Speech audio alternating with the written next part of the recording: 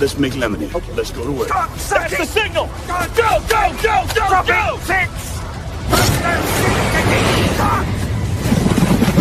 It's beautiful!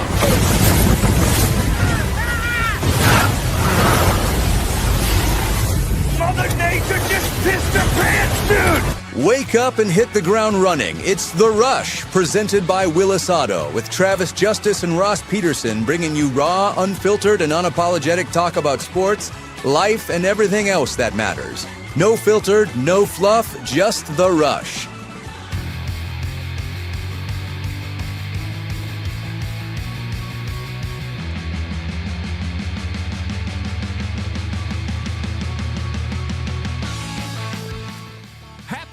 Everybody, welcome to the Rush Radio Show, powered by Willis Automotive. If you're listening on the audio stream at therushradio.com and the Rush Radio Android app or the TuneIn app, thank you so much for dialing us in this morning.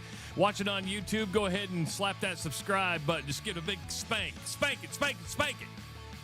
Wow. Give the video a like and also leave your comments in the comment section. You can follow us on our social media channels, which would be X, Facebook, and Instagram. A reminder, if you're ready for something new, Willis Automotive has you covered with premium brands, trusted pre-owned vehicles, and service you can count on. Visit willisauto.com. Schedule your test drive. Get behind the wheel of confidence. Willis Automotive, powering the rush every single morning. Morning, Ross Peterson. Morning, buddy. Fast week. I know Ray just posted it's been a long week in the truck, so sorry that it's been a long week for some. Fast week for me. I don't know why. And next week's going to be even faster because it's Thanksgiving week, and a lot of people are going to have Thursday, Friday off. Of course, we'll be here on Thursday and Friday. We like spending Thanksgiving with you. Then Friday, of course, is the Nebraska-Iowa game, so we'll be dialed into that. And the nice thing is we'll have a Saturday, Sunday. We haven't had a Saturday, Sunday just off for a while, so that'll be true. nice. Yeah. I hadn't even thought of that, honestly. 11 o'clock kick next Friday. So I think I need to check with Campaign. I think I'm going to be at JCD and Hobby. Oh, really? On Friday morning. Yep, for Black Friday. Jay's is an amazing place. Like we always talk about, wonderful things to do for your loved ones on the holidays. Make sure you're getting up to Fiscus for their trunk sale, right? And that would, talk about a wonderful thing to get somebody for Christmas. Getting a custom-made piece of jewelry from Fiscus would be amazing. If you're having a hard time deciding what to get somebody, JCD and Hobby is like an amazing place. It is. I don't want to downplay it by saying it's the Walmart for stuff. Like because Walmart, you go to buy things you need. JCD and Hobby is where you go to buy things you want. And you can find anything that, and again, free commercial here for Jay. I don't know why I'm doing this right now, but I was just thinking about next Friday, and I think I'm going to be at Jay's next Friday. So, and Jay, we'll if you see. want to spend money on the Rush, we are more than happy to bring you on as a sponsor and an advertiser for the Rush Radio Show. We'd love to have you here. If you know a business that would be a good fit for the Rush Radio Show, suggest them to us. We will seek them out. I've never been to Jay. Is it JC and Hobby? What is it? Jay's. His name is Jason. So it's Jay's CD and Hobby. Now, when he started the store, CDs were a thing. And that's why it was JCD and Hobby. But now you've built a brand. You've got the jingle. I mean, after we heard the Central City Liquor jingle the other day, they can't ever change the name of that store. No, because people are going to be walking around town during Christmas going, Central City. Start spreading the news, cause it's time to buy booze, and there's only one place to be. You can see all your friends, the good times never end, unless you're just loitering. It's Central City. We can make your dreams come true. No guarantee your dreams will come true. Central City. All this booze is waiting for you. Look at all this booze. See, the thing with that is once you play it, you can't stop, right? I can't stop in the all middle. These booze. Yeah, it's kind of like the national anthem. When it starts, you just have to stand the up, whole put your thing's hand got to over play. your heart, and you're pledging allegiance to Central City Liquor. Yeah. I anticipate at some point in the metro area, you're going to have a slap shot moment where a kid will be singing Central City, and a lady will come over and go, will you stop that? And you'll go, he's trying to sing the fucking song. It's the Hanson brothers. We go full Hanson brothers. Oh, So yes. anyway, yeah, that's a Friday morning wake up for you right there. Are we getting to the point, because you mentioned that Jay started selling CDs?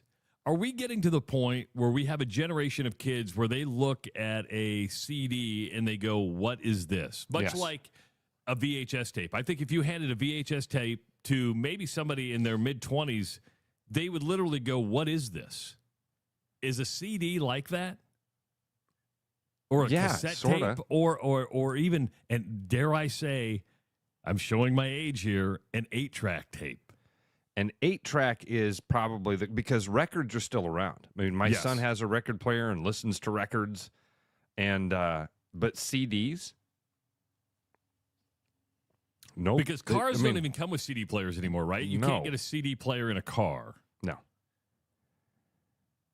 I had a 2017 Impala that still had a CD player, and I think 2017 or 2018 was like CD players became extinct in cars. You have a CD player in a 2017? I did. That's the car I traded. Now, I'm driving a 2014 Nissan Pathfinder right now. That has a CD player. My wife's car, the Defender, Which is a 2027 Land Rover. It's a 2023 Land Rover. Don't make it newer than what it is. It's a certified pre-owned from Willis Automotive. Does not have a CD player in it. I thought it was a 2027. No. It's a pretty good, pretty nice car. That would be hard considering the 26s just came out. I would have like the advanced version of the Defender. Ryan says he has a CD player in his 2021 truck. Really? That surprises me. And Mike has a 2018 Pathfinder CD player in it. 18 I can go for. The 21 kind of surprises me. Wait, 'Cause S. Williams says CDs are coming back? No way. No way. I'm not going to buy. I would rather play a cassette tape than I would a CD player. So here's the deal. The Jeep is in the Grand Cherokee is at Willis right now getting a repair. So I'm driving one of their loaner cars, driving the 2024 V-Dub. Okay. No CD player in that. I don't think my Jeep has a CD player, and it's like a 2014. At that point, that might have been an extra buy-on. Do you want the CD player? For just an extra $500, we can add the CD player for you. Tyler has a fun drinking game that he plays during the show. I'm not sure if you ever paid attention to the chat there, Trav. Whenever you name drop Dr. Rob, he'll go, Dr. Rob name drop drink. And now he's added a new one to the bingo card. Jeep is in the shop. Drink. It goes there quite a bit. Hope it's nothing serious. It shouldn't be. It's just going to take a while to get the part. Because, again, 2014. They have to go back in time to get the parts to fix this thing. I don't know if we have auto repair mechanics that can fix a 2014. They're right. They're like, we got to That's call old a guy. school. We got to call a guy out of retirement that knows how to work on this thing, dude. There will be a point where that's the case with cars. Like it's like because now they just they plug it in, they see what's wrong with it, and the computer tells them what's wrong with it, and they go fix it. Yeah, you make it sound so easy. I do make it sound so easy. I don't think it's easy. And those guys it's easy. Those guys make good money because there ain't a lot of them that know how to do all that stuff. That's true. That can talk to that computer and do that. Now, my 1999 Ford Ranger, oh my gosh. That thing's got a manual with it. You can, hey, I got a problem. You just go to that problem in the book, and it says unscrew a bolt. A little harder than that. Yes. Yeah. Speaking of vehicles, can I throw some stuff at you? Absolutely. The son of the inventor of the Zamboni has died. The son of the inventor of the Zamboni. Zamboni, the son of the ice resurfacing machine inventor, died at 93 years old. Travis, when did the Zamboni get invented? Well, at the beginning of ice? No, probably not that early. I'm going to guess. When they discovered ice. That's a good one. I'm going to go. So the son was 93 years old? The son was 93 years old. Wow. His name was Frank. Or I'm sorry, Richard was the son. I'm going to say the Zamboni was invented in 1933. Wow, earlier than it was. 1949 was when Frank Zamboni came up with the patent for the Zamboni. His son Richard took over the company and just passed away. But I saw that this morning. I'm like, oh, look at that. In 76 years since Frank first developed his patent, Zamboni has become synonymous with ice resurfacing machines. It is the ice resurfacing machine. Yeah, synonymous with ice surfacing machines. What the hell is that? What? But see, they have brand power, right? It's like the Kleenex. There's many different versions of the Kleenex out there, but you call them Kleenex. We don't call them facial tissues. We don't call them adhesive bandages. We call them Band-Aids. Band-Aids. Crayola. Yeah, there's a lot of knockoff crayons. There are, but Crayola's the crayon. Yeah. Is it a crayon or a crayon? It's a crayon. In the South, they call all pop Coke. Yeah, I did know that. Yeah, you go to a restaurant, you say, I want a Coke, and they say, what kind? You're like, huh? Well, you want a Dr. Pepper Coke, or do you want a Sprite Coke, or do you want a Coke Coke? But in the Midwest, we call it pop. But then it should be. Yes, 100%. Don't disagree with you. Coach Hersom says Xerox. By the way, Coach Hersom had a wonderful conversation about you the other day. Really? Yeah. Met a client, listener of our show by the name of Aaron, and I've spent about an hour and a half with him at his house, helped him out with some stuff, and left the house and got a text from him about 2 hours later. He's like, hey, because we talked about, like I am wont to do, we talked about all sorts of other stuff besides just the house. And in the end of it, a couple hours later, he sent me a message. He's like, hey, by the way, we have a mutual friend. I didn't want to take all your time just with small talk, but Coach Hersom's a wonderful guy. And I wrote back and said, totally agree. I was lucky enough to meet him when he coached my nephew at Sadell. So anyway, Coach Hersom, keep it up, man. See, it shows you how vast and wide the Rush Radio community is. And how small of a world and town we actually live in. Do right by people, it gets out. Do wrong by people, it also gets out. The Iowa women upset number 7 Baylor last night, 57-52. So, Ross, we were waiting for that litmus test for the Iowa women. We're still waiting for it for the Iowa men, but the Iowa women go on the road and on a neutral site beat Baylor 57-52. A defensive battle. Neither team shot the ball very well. Ava Hayden had 18 points, 11 rebounds, and this was a solid win for the Iowa Hawkeyes. This was kind of one of those, hey, we're laying the stamp down here. This was a good win to go on the road on national television, and it shows that they can get in a defensive battle, not shoot the ball very well, be held below 60 points, which you get held below 60 points for an Iowa team, which doesn't happen that often, and still find a way to win against a caliber of team like Baylor. This is a good one for Jan Jensen and the Hawkeyes. Yeah, nice game. Hannah Stolke had 10. Man, who was the Talia Scott, the girl from Baylor that was? Yeah. She's kind of their. I almost said she is kind of like their Caitlin Clark. There's no Caitlin Clark. She is their primary. She had 32 of the team's 52 points. Nice win for the Hawkeyes. We said it yesterday that this is that first metric game that they had. Baylor is one of those in women's college basketball, especially. Man, there's classes, there's levels. Baylor seemed to be really close to that upper echelon of teams. And that's a nice win for that Hawkeye women's basketball team. I didn't watch it, Trav. I'm looking at the box score. Yeah, and it's fair. I stayed up and watched a good portion of it. I do want to say this, and I am in no way being disrespectful, but it made me think about a couple things. We're spoiled here in Iowa. When the Iowa women put 14,900 in Carver Hawkeye Arena, when Bill Fenley and the Iowa State Cyclones put 14,000 in Hilton Coliseum, when UConn sells out theirs, we automatically think of this popularity of women's college basketball. But last night was a reminder, Ross, that it's just not there yet. And I'm not being disrespectful to women's basketball in general. But what I want to say is you had the number 7 team and the number 19 team in the country playing last night.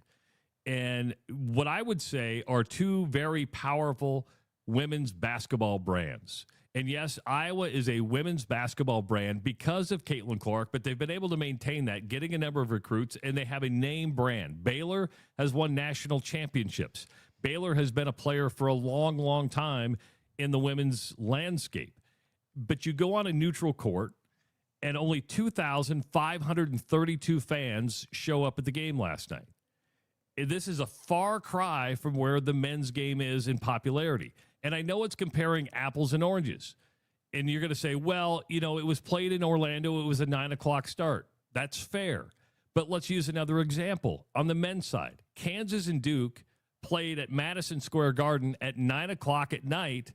And similarly, Duke was ranked 5th. I believe Kansas was ranked 23rd. 19,327 showed up for a men's game. Now, I know it's men's and women's, but I'm just saying what it... You also got to factor in the location there, because Madison Square Garden at 9 o'clock at night is different than Florida at 8 o'clock at night. 100%. I don't disagree, but I also want to point this back to the NCAA tournament. There's been talk of the way the women is set up to where they have those regional sites where they bring two on. They're at home sites. Don't get away from home sites, because that brings people in. Don't think you can do what the men do and go to these various sites around the country that don't have a home court advantage. Those home courts still mean a lot into drawing fans. It's not powerful enough to go outside and go, okay, well, we're going to play somewhere else because we're growing in popularity. You may be growing in popularity, but you're not there to where if you brought 4 teams into a separate regional that didn't have any local ties to it, I don't think you would sell a lot of tickets. I don't think you would have the sellouts like you do in the men's game. And that's why I like the way the women's game is set up when you play those first and second round games on home sites, because you bring people in. Yeah, Trav, I didn't. I think that there are several contributing factors here. I really do. I think that those games down in Florida, when they play these games, there's just not a lot. Neutral site games can be really weird, especially when you're talking about Baylor in Texas and Iowa playing down in Florida this early in the season. We've talked a lot about how it takes a while to get into that basketball mode. Maybe if this game were played in the middle of January, when you had people in Iowa that were clamoring to get out of the cold and looking for some place to go, and you could add this Iowa game to a Disney trip, or wasn't this played on a Disney complex? I thought I saw somebody say that. It might have been. It was played at Lake Buena Vista. Sure. So I don't know. I mean, my gut says not to look too much into the fact that there are only a couple thousand people there, because it is it's just difficult right now. It's difficult first of all, for if the men were playing down there, you wouldn't get a lot of people that would show up either. Maybe if you had that Duke and Kentucky, Duke and Kansas matchup down there, then you'd get a lot of people to show up. I feel like there's just a lot of contributing factors here. Early in the season, it's a long ways away. So I don't. Lake Buena Vista is in Orlando. Thanks, Coach. So doesn't. Dude from Iowa floated. It said, "Is Trav talk about something that hasn't been floated?" It has been floated a little bit when they talk about the first, because it has grown in popularity. They've talked about, maybe not seriously, but the NCAA said, "Hey, hold on, we're going to keep these at home sites because of the attendance thing. You don't want to mess that up." It has been floated. There's been ideas out there. They haven't taken hold. But last night was a reminder to me, you're better off if Iowa and Iowa State can host a first and second round game. That's better for the women's game, because you're putting people in the seats. If UConn hosts a first and second round game, that's better for the game overall. But yeah, I just noticed the attendance last night, which was a good game, and maybe I'm making a bigger deal out of it than it is. Well, but it was something just to remind me that, you play neutral site, you still may have a ways to go. Now, I'm going to pay attention to some of these men's games when they go to Las Vegas over the holidays, just to see if people support the men's game They will, but will those arenas be sold out for an Iowa Ole Miss? Stuff like that. I think they're in California where they play that. So maybe Timmy T-Box answers the question that you haven't quite asked yet. Okay, it's women's basketball. It just isn't going to draw the same eyes. That's fair. I think that's fair as well. And it's not like you said at the very beginning of what you said. This is not a knock on women's basketball. No, not at all. We have seen this incredible surge in the last 7 years in women's basketball popularity. I mean, you go back a decade, it's the popularity of women's basketball is nearly unrecognizable from what it was 10 years ago, which is really cool. But it's still there's still a gap there. So that's why I think if a lot of factors there when you compare it to a game in Madison Square Garden between two of the top men's teams in the country. Biggest thing to me there is location. New York City at 9 o'clock is kind of like Vegas at 9 o'clock. You're in one of those city that never sleeps type of deals, and you've got just a huge population base of fans that are willing to go to those places. You play an 8 o'clock game in Orlando, Florida. I mean, I've been in Orlando at 8 o'clock at night. It's kind of like being in Des Moines at 8 o'clock at night. People have spent all day walking around a Disney park, and they're shutting down. We're shot. Or it's full of retirees who went to the Golden Corral at 4:15 for the senior citizen discount, and they're already in bed. And exactly.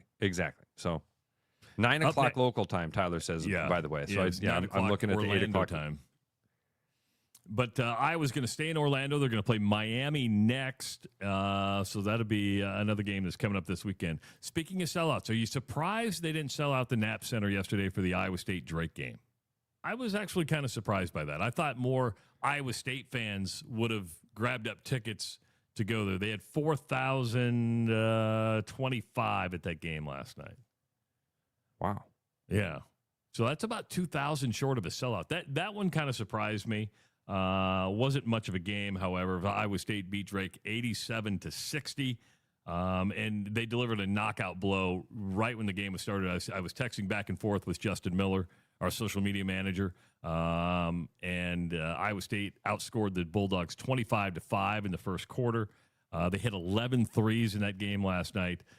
Drake turned the ball over 19 times. Iowa State scored 23 points off of those 19 turnovers, and en route to the 87-60 victory. But the attendance last night there kind of surprised me a little bit too, just because I thought that's a 6 o'clock game. That's a little bit earlier to get to, and knowing Iowa State's following, I thought they would have packed that gym a little bit more.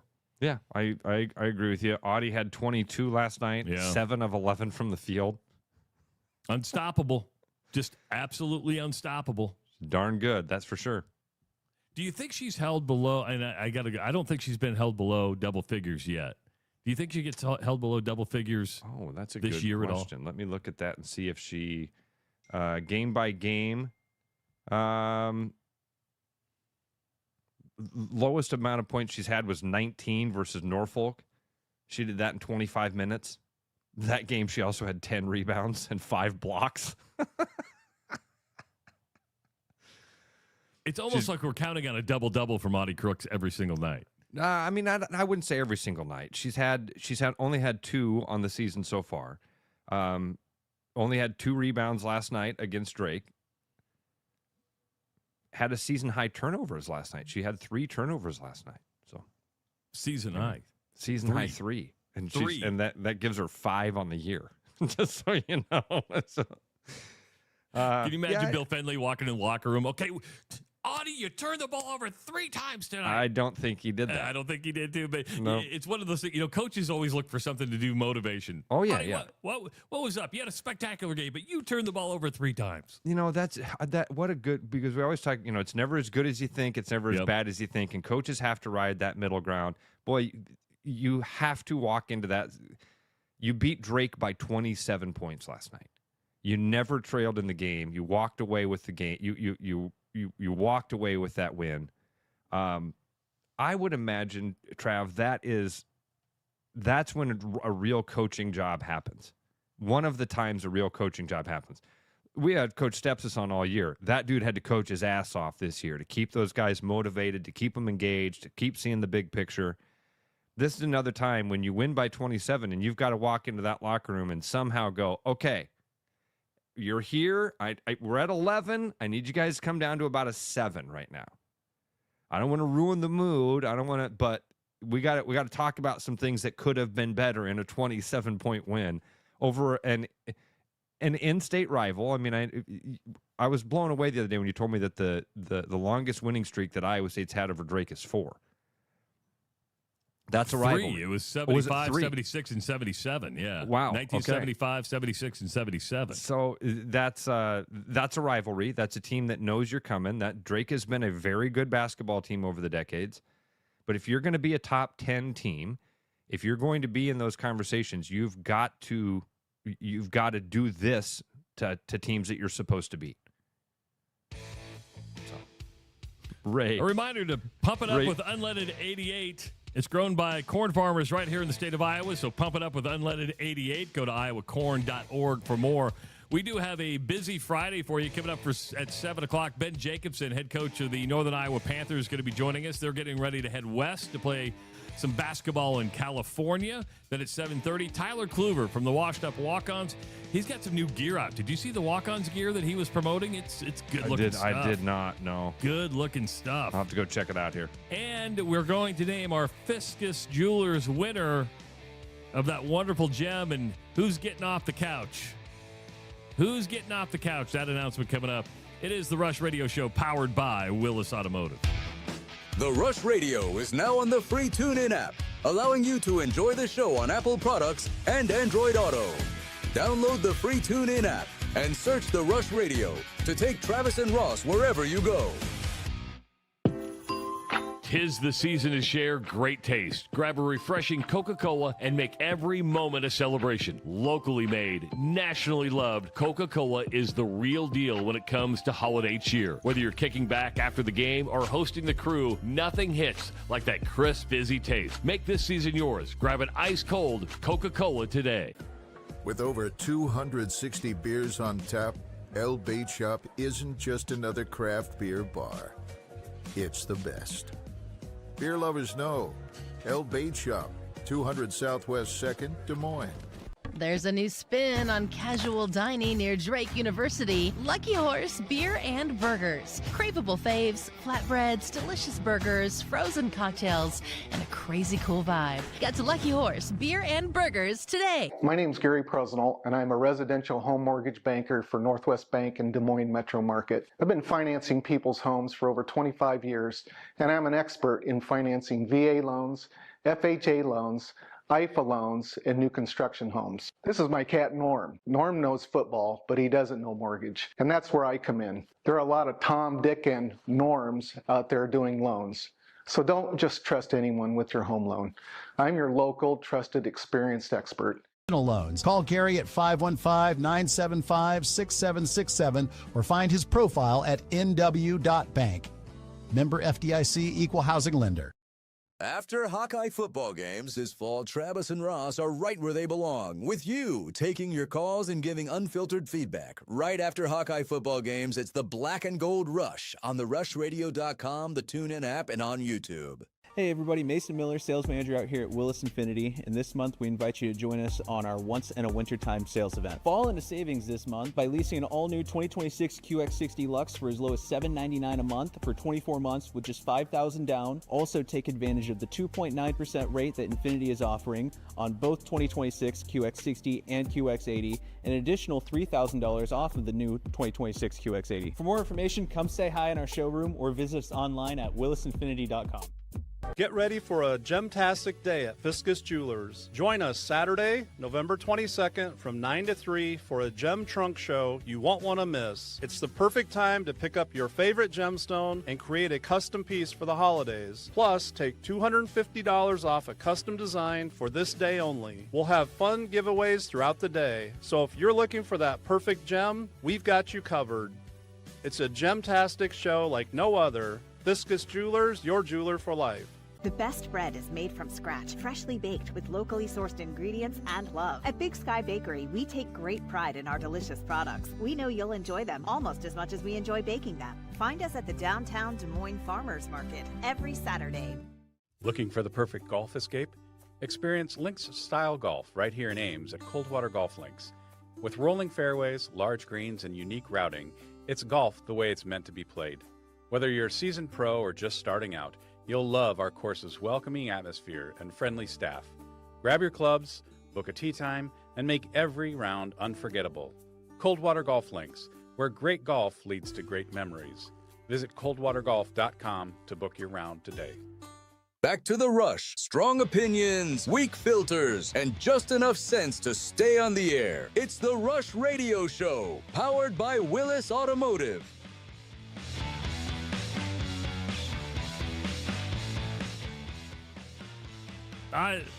I love it when listeners vouch for our advertisers. Tyler earlier said he had Corey from Bats and Bugs over to the house yesterday and said he was quick, efficient, coming back today. We've had a lot of people in the chat that have said, man, Corey has been fantastic. Corey's a good guy. Yeah, I've had a chance to have lunch with him a few times and hang out with him. He even invited me to go fishing with him and his buddies up in Canada, but I couldn't swing it I just couldn't swing it because I've got too many other things happening. I'm a big fan of Corey. Great guy, and everybody that has used him. I mean, I've seen several people in the chat because we had people in the past say, oh, I've got this thing going on, and 3 or 4 listeners will fire off, be like, Corey, call Bats and Bugs, does a great job. So that's very cool. Very cool. Yeah, so if you have some pests that you need to get rid of, call Corey for Bats and Bugs, and you won't be disappointed. And, I went last night. I went and called the Grandview Wrestling meet. By the way, really? Congratulations to Coach Grant Henderson, who picked up his very first dual meet win. Got to see Coach Nick Mitchell there. He told me the new job is going good for him. Couple weeks in, he feels like he's moving in the right direction. We're pulling out of the Grandview parking lot, and in front of us was this big Ram pickup with Kansas license plates on it, right? And all of a sudden, Eli goes, "Dad, there's a mouse." And I look up, and sure enough, like on the bumper of this pickup truck was a mouse. There's a mouse going in and out of the bed of this pickup truck. I'm like, oh.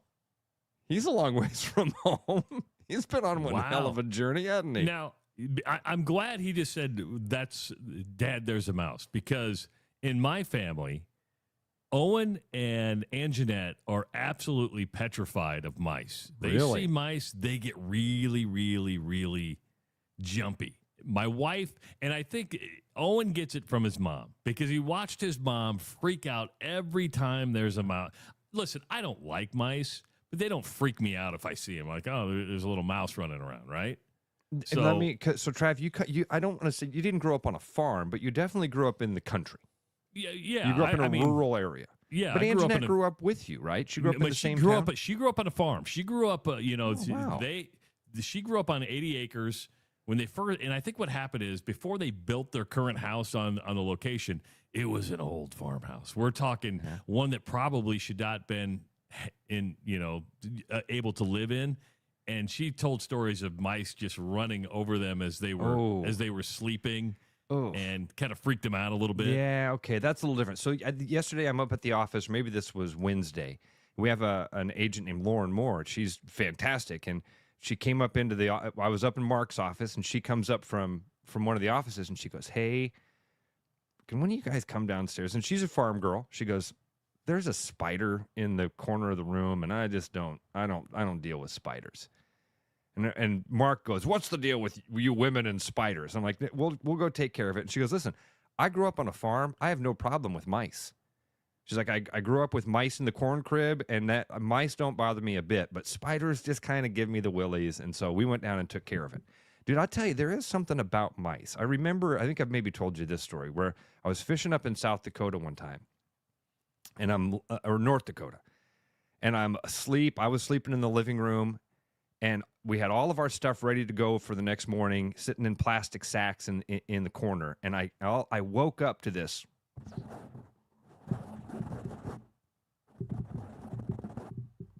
Nice sound effect. That's like the real thing right there. Yeah, that was good. We didn't even need it. We didn't even need to bring in a. That's 20 years of radio production right there. Yeah, yeah. Do you know that rain sounds just like sizzling steak? By the way. Really? Yeah. A lot of times when you hear rain in a thing, it's just sizzling steak. Yeah. So anyway, I heard the mouse. Devil's Lake, Ray, was where I was. Yes, absolutely. And I'm like, you know what? I'm gonna go take care of that mouse. I know where it is. It's right there in the little plastic sacks in the corner of the room. Dude, I'm walking over there, and I'm telling myself, all right, as you get close, a mouse is going to run out of this corner. As you get over here, a mouse is going to come running out. Don't freak out when the mouse comes out. And as I took like 3 steps towards it, and the mouse ran, I jumped. Even though you knew it was going to be there, I knew it was going to happen. I'm getting my teeth. I was at the dentist yesterday, and I'm getting my teeth cleaned. And, you know, they poke around at first, right? And they kind of make sure that everything's good. And the lady poked me in one time, and it was kind of sensitive. But, you know, I'm a man. And I just took it, right? And she moved along. She goes, sorry, that one spot was a little sensitive. And I said, how did you know that one spot was sensitive? And she goes, the way you jumped. I'm like, oh, I thought I hid that really well. And she goes, not at all. No, not at all. I've been told I'm a bit dramatic. Was that the blood that came rushing out of my gums as you hit it? Now, go ahead, because I got a fun story for you. We know that fear of spiders is called arachnophobia. Yes. Right? Do you know what fear of mice is called? No. What do you know it? I looked it up as we were talking. It's musophobia, M-U-S-O phobia, or surophobia, S-U-R-I phobia. Musophobia sounds better because it kind of sounds like mice, right? Yeah, I'm with you. Yeah. But now, arachnophobia doesn't sound anything like spiders. No. Now, I do have, because I have a house that was built in 1943, and I have an older attic, I have mice in my house. So we set traps in the house. Yep. Do you think this is like medieval torture? So what we do is, and we bought this is for sale on like Amazon. I bait them. It's a 5-gallon bucket. You fill it halfway full of water. There's a little trap door on the top, and there's a ladder that goes up, and you just put peanut butter up there, and then they just fall in and they drown. Is that inhumane, or is that the right thing to do? I don't know. I don't know how the mouse feels. I set mouse traps that kill. I don't care how the mouse feels. You're right, exactly. You're an invader in my home. Yeah, Get the if you're hell dead, out. you're dead. That's great. Dead mouse is a good mouse. Type my attitude. Before we get to your story, because I don't want to ignore it, we're not going to spend a lot of time on it, though. The Iowa men did get a win last night, 93-54 over Chicago State. Ben McCollum now one of 4 Iowa head coaches in history to win their first 5 games as a head coach. They've had easy walks through the first 5, and Tavion Banks had 16 points, 10 rebounds. And Iowa now 5-0 on the season. They'll play Ole Miss next. Ole Miss isn't ranked, but Chris Beard's a good coach. They beat Memphis, which Memphis took Purdue. I wanted to say to the wire, but Justin texted me last night. He goes, "Hey, upset alert! You might want to watch the Purdue Memphis game." So I turned that on and watched the end of that. But Purdue pulled away. But that's going to be the toughest test to date for the Iowa Hawkeyes when they take on Ole Miss coming up next week. So Iowa, good win. Not a lot to spend on it. 93-54. Chicago State, I don't believe, has won a game yet this year. And it was surprising to me, Ross, a lot of people who don't understand college basketball scheduling, because one of our reels that was on TikTok yesterday and stuff like that was about the scheduling. And people are like, you don't understand. These were scheduled years in advance. No, they're not. No, basketball is scheduled year to year. Yeah. You may have some that are there, like the Iowa State game and stuff like that. But the bulk of the non-conference schedule, it takes place like during the summer and stuff like that. That's when coaches start lining that up. It's not like football when you schedule something 10 years out and you're like, oh, wow, Tennessee's coming up on the schedule in 2032. That doesn't happen in basketball. We've even had the guy on that is the promoter for this game that's going to happen here at the Casey Center next month. And he even talked to us about that. Like, we had to wait till Ben McCollum told us who the opponent was going to be. We had a couple of teams that we thought it was narrowed down to, but Coach McCollum was the one that decided it was going to be Bucknell at that time. I'm like, Yeah, so that it is a little bit different between basketball and football. Speaking of football and high school football, we've got the state championships happening. There's been some really dynamic games happening over at the Unidome. We were lucky enough to have Coach Stepsis live from the field yesterday before they played. Cool. That was so cool, dude. That was so cool having him down. I don't want him down there. I wouldn't want him down there every weekend because they don't have – most of the time it would just be him on the field. Yeah. And it'd be empty. But when you hear the whistles, you hear the pounding like of the we were pads. there, dude, and he was walking around, and that was perfect. There is a crazy story coming out of Virginia in the high school football playoffs. It involves two schools called Forest Park and Battlefield. This story comes from WUSA9.com in Haymarket, Virginia. A controversy at the Prince William County High School football game last week has sparked an investigation into potential cheating. There are allegations of electronic devices being used by volunteers on the chain gang. Driftless knows this story. He just posted the chain gang story. Travis, the chain gang is caught wearing microphones. No. Swear to God. Oh, swear my to you, God. Swear to you, this is something that is happening right now in the high school sports world in Virginia. The allegation is that the chain gang was wearing microphones because again, the chain gang is on and then the coaches for the home team. The chain gang is on the visiting sideline. The allegation is that the home team coaches were listening to the play calls as they were making the calls on the visiting sideline and then reacting accordingly and calling defense in order to give their team an advantage. Now, call me crazy. I think of Connor Stallions here, right? Connor Stallions was just brilliant because he was able to decipher signs like a guy who could, I'm able to. Yeah. You're able to decipher that. A very true talent that guy had. He taught himself a really unique talent. Now, you can say that's cheating. I say, well, if you can figure it out, because if you don't think baseball players try to figure out what the signs at third base are, you're crazy. Why do you think every pitcher-catcher conversation happens like this? What you're talking about here is just flat-out cheating. That's cheating. Trav, you should go. I wonder if you can find. I can't find a picture now of what this looked like. They weren't even trying to hide it.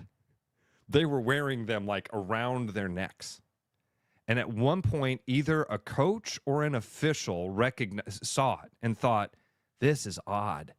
Something's going on." Now, I don't know at what point in the game. Maybe this article that I've just found, because this article I found this morning is a little bit different from the one I'd seen before. So I wonder if it says in here at any point at what point in the game they noticed it. It was brought attention to the Student Activities Management Department during the game. So it doesn't even say if it was a coach or who it was that actually noticed that they were wearing microphones around their neck. The officials came over and confiscated the microphones from the necks of the chain gang, put the microphones into a big Ziploc bag, almost like they were collecting evidence, and then they removed those volunteers from the field. But the damage had been done. Again, I don't know at what point in the game they were removed, but the team that was essentially caught cheating ended up winning the game. Oh. There's a Virginia rule that says you cannot reset a result of a game. You can't challenge the result of a game. So the damage is done. High school kids' seasons are over because of adults cheating. I think it's important. An important part of this doesn't seem like the players had anything to do with it. This is adults cheating kids in a high school football playoff game. Does winning mean that much? Yes. But where's the sport in that? There's no sport in that. We outmaneuvered them. We outcoached them. Do you think the kids knew about it? And meaning, did the coaches and the chain gang come up with this? Because if you're a player and you win that game, do you feel good about it, or do you go, my coach just did what? Yeah, I think that you would feel, well, I mean, Travis, you hate to, we all project. Yes, you know, we do. I think it's easy for us to say, oh, man, I would feel like my coaches didn't think we could win. And so they had to go out and cheat in order for us to beat this team. Man, we could have beat them on our own. I guarantee you there are people within that organization that go, it worked. We did it. Way to go, guys. They got behind they were doing this in public, and they got behind closed doors and went, way to go, boys. Way to go. Yeah, we got caught, but it's too late. They can't do anything about it. And what's the punishment going to be? I mean, it's not like they broke a law. It's not like the cops are going to come knock down their door and take them all to jail. Because probably won't even get fined or anything. Because I've never really paid attention to chain gangs before, except when I was a really bad quarterback for Tri-Center Neola. Is the chain gang always on the visitor side? And why not just reverse that? Because, especially at a high school game, a chain gang is always just parents or somebody affiliated with the school. No, Trav, that's a good question. Is it always on the visitor side? I know I always thought, I guess, that the chain gang was just on the opposite side of the press box. Maybe there's. Oh. I wonder if there are regulations and rules on this. If it has to be on the visitor sideline, if that's part of home field advantage that you don't have. But I always thought that it was just because of the press box that the chain gang was always on the other side, so it was visible for the announcers and the coaches and all that other stuff. And so, like, for a long time with East High, there was this thing about having East on the east side of the stadium. And I remember that kind of being a cool thing when we were kids. And then at one point they were like, hey, we got this backwards because we got the visitors sitting on the larger bleachers or on the side with the press box. And the side, so they switched that 20 years ago or so. The East is now on the side of the press box. They're on the west side. On the west side of the stadium, which is the side where the press box is at Duke Williams Stadium. So I don't know if there's any regulation. I wonder if somebody in our crew has ever worked a chain gang like that, or if they know of the regulations. I've seen a couple people say, like Driftless just said, it's because of the press box. I think that's what it is. So normally the side with the press box is it's a larger grandstand. Sometimes it has something to do with the locker rooms. The locker rooms are sometimes underneath the press box side. So you have the home team just keeps that side. I don't know if there is a rule, a regulation, a custom that people are following there, but in this particular case, it was that was the situation. The home team was doing this. I want to say that I'm surprised, but you know what? I'm really not. I mean, people just find a new way to cheat. It's almost you're going to have to go inspect for microphones, tiny cameras, everything with everybody on the sidelines. You know, I always see like the ball boys that stand by Kirk Ferentz and stuff. Like, they're wearing I'm like, you're with the other team. Why are you holding the football? Why can't it be somebody else?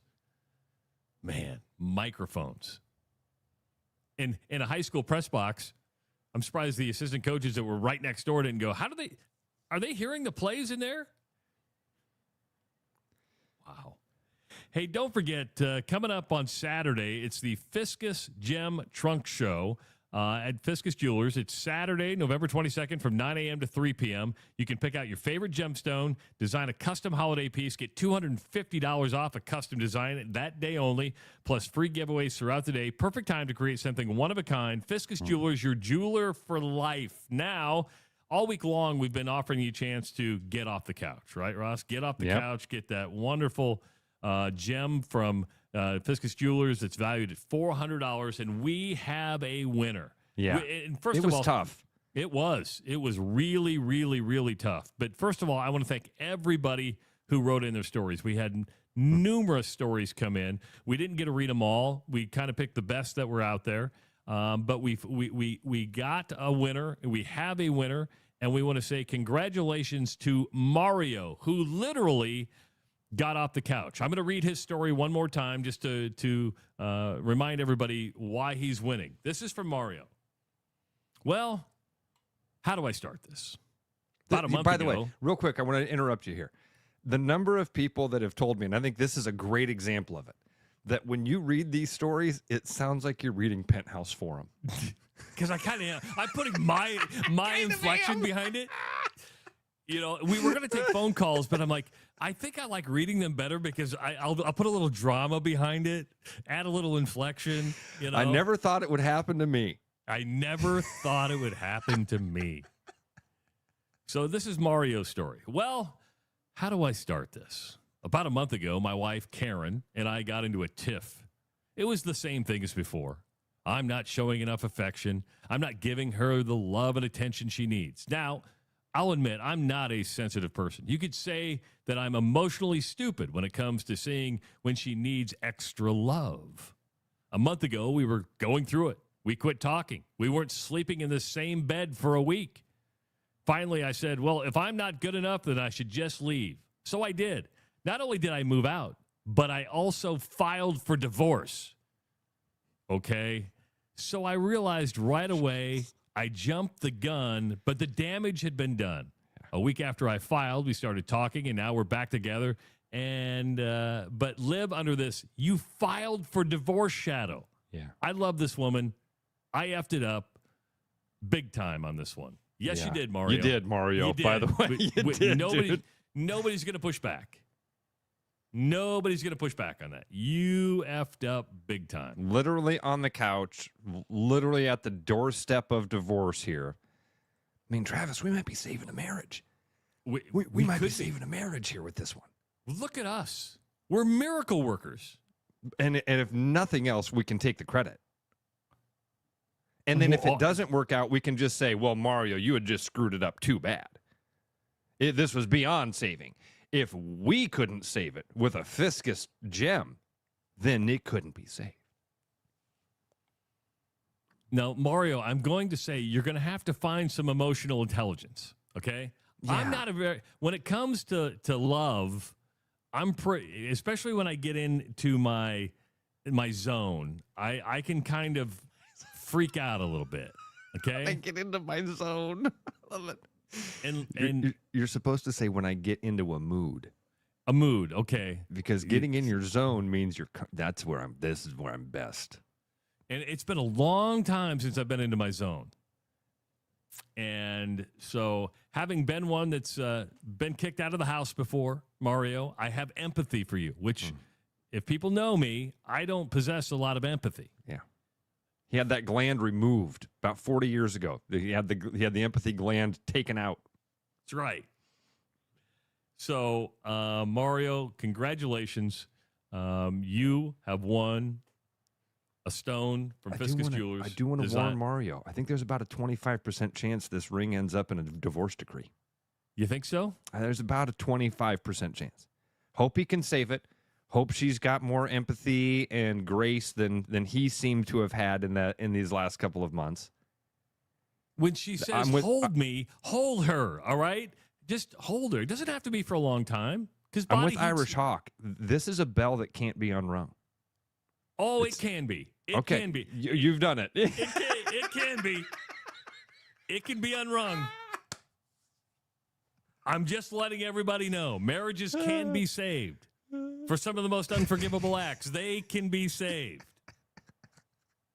That's the thing, is that it does sound like from his story that it's not like they have some irreconcilable differences. It sounds like he just overreacted to some stuff. And maybe by doing this, and I don't know, hope this is good enough. You know, there were a couple others that I really liked.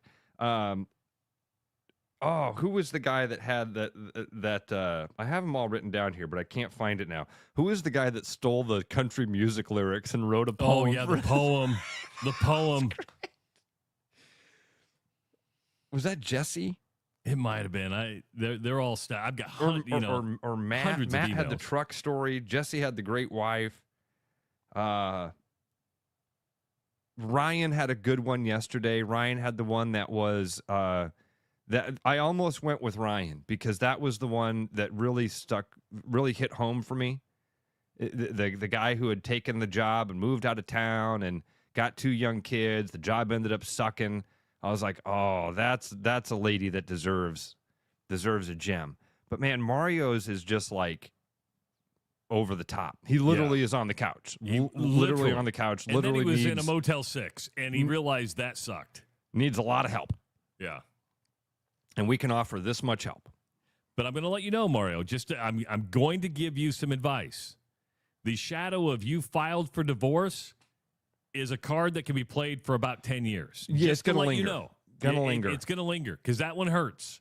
And so give love, give affection, but just know when you get into your mood that it's a card that can be played, and rightfully so.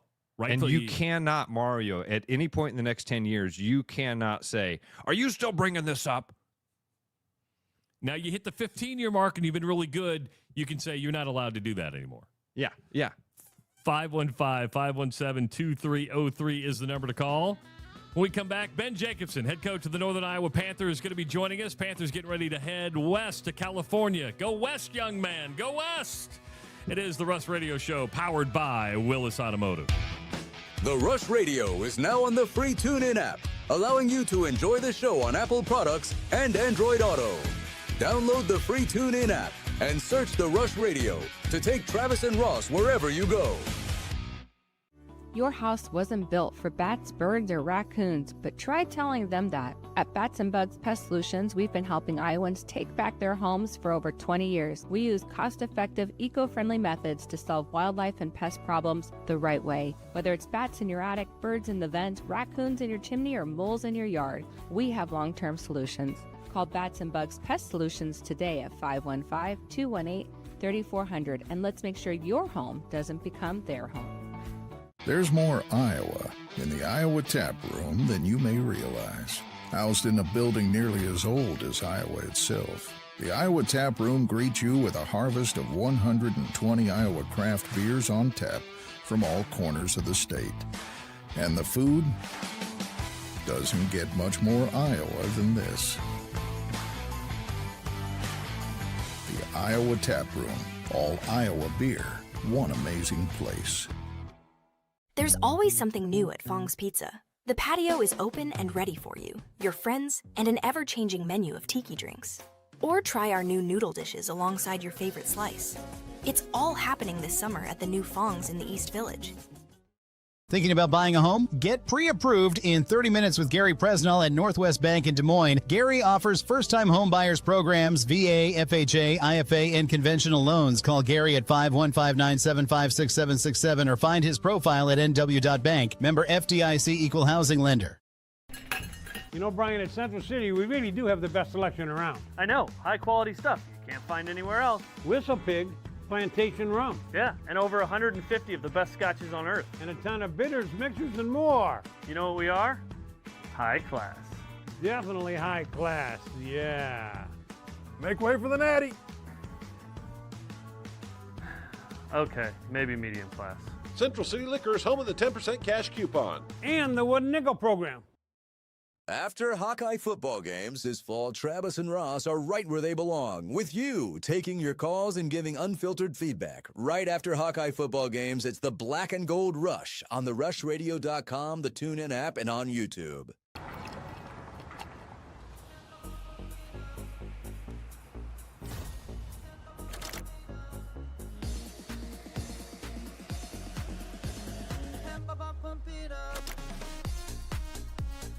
A fuel choice that even rivals can agree on? Now that's worth the hype. Cheaper, cleaner, and homegrown. Pump it up with unleaded 88.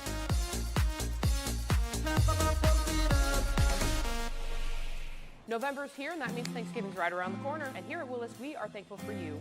our guests, for entrusting us with your vehicle and service needs. The holiday season means travel, and that means extra miles on your car that can cause wear and tear. Save that for your pants after all that turkey. And while we can't fix your slacks, we can make sure your car's in tip-top shape. So come on down to Willis for 10% off an oil change. Give us a call or schedule online at LandRoverDesMoines.com.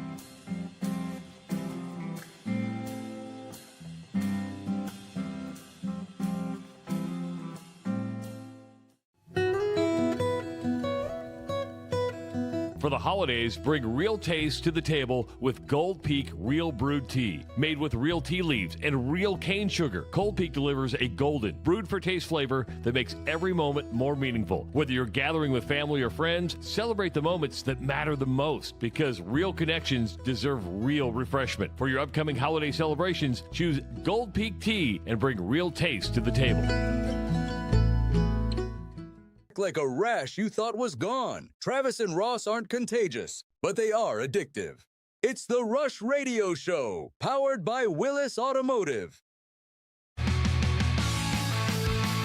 Are you ready to drive something extraordinary at Willis Automotive in Des Moines? They treat you like family with guest-level service, flexible financing, and that perfect ride waiting for you. Come to 2121 Northwest 100th Street. Check out their new and pre-owned lineup and experience the Willis difference today. If you're listening on the audio stream at therushradio.com, Rush Radio Android app, or the TuneIn app, thank you so much. If you're watching on YouTube, hit that subscribe button and leave your comments in the comments section. Last time we caught up with Northern Iowa head basketball coach Ben Jacobson. I think he was getting ready for a workout. He was sitting in his truck. Yep. Today, he's in his office. What's up, Coach? Getting ready to go west. Good morning, fellas. How are you today? Well, we flew out here last night. Oh, you're out there already? Nice. Okay. So we're out in California right now. It's 5 o'clock in the morning. Yes, it is. Thank you so much. Anything for you guys. Oh, that's very nice of you, Coach. You could have told us you were going out there early. We could have punted this till next week or something. That's very nice of you. Thank you. I like the dedication. Yeah. No, it's great to be on with you guys. So let's start with that. When you travel west like this, do you try to stay in your same schedule? Do you kind of stick to the central time zone clock, or? It's a little bit challenging. Yeah, the time difference, of course. Trying to get your guys adjusted to it. But I think what I found over the years is there's no on a 2-day. We get out here late last night and we play Saturday night. In 48 hours, your body's not gonna. It's not gonna get completely adjusted. So just trying to stick to the routine and have it be as normal as possible. I'll tell you, one of the biggest challenges is the guys are so used to being in the gym. Okay, so today if we're back home, before classes start in the morning, or in between classes, or before practice starts, or after practice. The guys are in with a coach, or they're in with a couple teammates and a coach, and they're getting their 200, 300, 400, 500 shots up. That's a challenge for the guys because they're so used to that. And if you don't do that for 2 full days, when you're used to doing it every day, so those are the types of things that I think more about. The other you just don't have enough or as much control over. Yeah, Coach, you bring up class, and this is off the topic here, but do kids? I see a lot of college athletes, they'll post themselves on TikTok like they're in class in their room because they have the online classes now. Do kids still physically go to class, or do a lot of them still do online classes? It's really specific to the individual. We've got some guys on the team that everything is online, and they like it that way, and they are very successful doing it that way. There's some guys that do a little bit of both, and then there's guys that do everything in the classroom. There's more of the online only and in class only. Right? It seems that guys really enjoy and feel best about one or the other, and so they try to set their schedule to be able to fit what they like best. And for me, I don't.